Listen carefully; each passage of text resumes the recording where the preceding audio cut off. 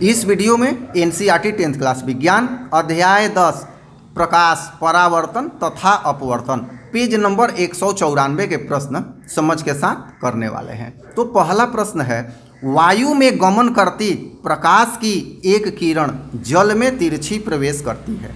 क्या प्रकाश की किरण अभिलंब की ओर झुकेगी अथवा अभिलंब से दूर हटेगी?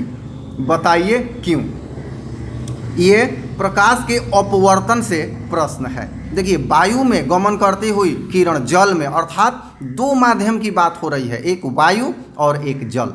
यहाँ पर आपको पिछले वीडियो में अपवर्तन से संबंधित नोट्स बता दिया गया है। सघन माध्यम, विरल माध्यम, ये सब बता दिया गया है। तो यहाँ पर जब वायु और जल की बात करें तो वायु विरल माध्यम है और जल सघन माध्यम है। ध्यान दीजिए, यहाँ वायु में गमन करती हुई मतलब हवा से चल के जल में प्रवेश कर रही है, अर्थात विरल माध्यम से सघन माध्यम में प्रवेश कर रही है। तो प्रकाश की जो गति है कम होगी, फलस्वरूप प्रकाश जो है अभिलंब की ओर झुक जाएगा। यही उत्तर लिखना है। जब प्रकाश की तिरछी किरण वायु से जल में प्रवेश कर रही है तो वह अभिलंब की ओर झुक जाएगी। क्यों झुक जाएगी, ऊपर हमने चर्चा कर दिया है। विशेष जानकारी के लिए आप उस नोट्स वाले वीडियो को जरूर देखिएगा। दूसरा नंबर प्रश्न, प्रकाश वायु से 1.50 अपवर्तनांक की कांच की प्लेट में प्रवेश करती है। देखिए, यहाँ वायु और कांच, अर्थात वायु विरल माध्यम और कांच सघन माध्यम। कांच में प्रकाश की चाल कितनी है? निर्वात में प्रकाश की चाल 3 × 10⁸ मीटर प्रति सेकेंड दिया गया है।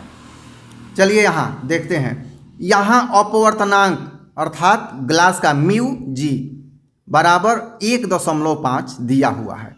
अब सी को प्रकाश की चाल कहते हैं, 3 × 10⁸ दिया है। यहाँ पर ग्लास में प्रकाश की चाल अर्थात भी जी अर्थात भी ग्लास। तो यहाँ पर अपवर्तनांक बराबर होता है प्रकाश की चाल बटा माध्यम में प्रकाश की चाल। यहाँ हो जाएगा ये प्रकाश की चाल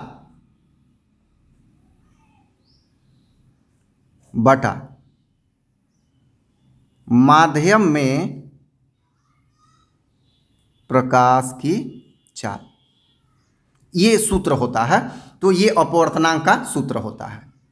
ये दिया हुआ है अपवर्तनांक, म्यू भी कहते हैं, एन जी भी कहेंगे। 1.5 बराबर ये प्रकाश की चाल 3 × 10⁸ बटा भी जी। तो भी अर्थात ग्लास में प्रकाश की चाल 3 × 10⁸ है बटा 1.5। तो ये 1.5 3 काटेगा 2 हो जाएगा, 1.5 है तो 1.5 दूनी 3, 2 हो गया। तो हो गया यहाँ ग्लास में प्रकाश की चाल 2 × 10⁸, ये 10⁸ है, ये 2 है, ये मीटर प्रति सेकंड, ये इसका उत्तर होगा। तीसरा नंबर प्रश्न, सारणी 10.3 से अधिकतम प्रकाशिक घनत्व के माध्यम को ज्ञात कीजिए। न्यूनतम प्रकाशिक घनत्व के माध्यम को ज्ञात कीजिए। देखिए, यहाँ बहुत ही इंपॉर्टेंट प्रश्न है, हीरा से रिलेटेड कई बार प्रश्न आ चुका है परीक्षा में। तो अधिकतम सारणी जब 10.3 एनसीईआरटी बुक में देखते हैं तो अधिकतम प्रकाशिक घनत्व का माध्यम हीरा है। क्यों? क्योंकि इसका अपवर्तनांक 2.42 है। जबकि न्यूनतम प्रकाशिक घनत्व का माध्यम वायु है, जिसका अपवर्तनांक लगभग 1.003, बहुत ही स्मॉल अमाउंट, लगभग 1 है। तो इस तरह से इसका आंसर लिख देंगे। और ये अपवर्तनांक 2.42 आपके माइंड में सेट कर जाना चाहिए हीरे का, क्योंकि ये सबसे अधिक प्रकाशिक घनत्व वाला पदार्थ होता है और कई बार परीक्षा में पूछा जाता है। चौथा नंबर प्रश्न, आपको केरोसिन, तारपीन का तेल दिया गया है। इनमें से किसमें प्रकाश सबसे तीव्र गति से चलता है? सारणी 10.3 में दिए गए आंकड़े का उपयोग कीजिए। फिर वही सारणी देखना है। तो सारणी 10.3 से स्पष्ट है कि यहाँ देखिए, प्रश्न में जल शायद छूट गया है, जल भी होगा। स्पष्ट है कि जल का अपवर्तनांक 1.33 है, केरोसिन का अपवर्तनांक 1.44 है तथा तारपीन के तेल का अपवर्तनांक 1.47 है। तो सबसे कम अपवर्तनांक का माध्यम यहाँ पर जल है, अतः प्रकाश की चाल जल में सर्वाधिक होगी। देखिए, जिस पदार्थ का अपवर्तनांक जितना ही कम होगा उसमें प्रकाश की चाल उतनी ही अधिक होगी। 5वां नंबर प्रश्न, हीरे का अपवर्तनांक 2.42 है, इस कथन का क्या अभिप्राय है। देखिए प्रश्न आ गया। तो हीरे का अपवर्तनांक 2.42 है जो प्रायः सभी माध्यमों के अपवर्तनांक से अधिक है।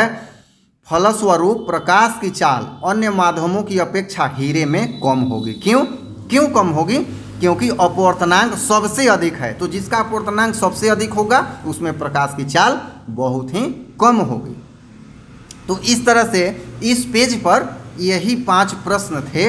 पांचों प्रश्न समाप्त हो गए। अगर किसी भी प्रश्न में कोई भी समस्या हो तो आप बिना संकोच के कमेंट करें, मैं फिर से वीडियो बनाकर आपको समझाने का प्रयास करूंगा।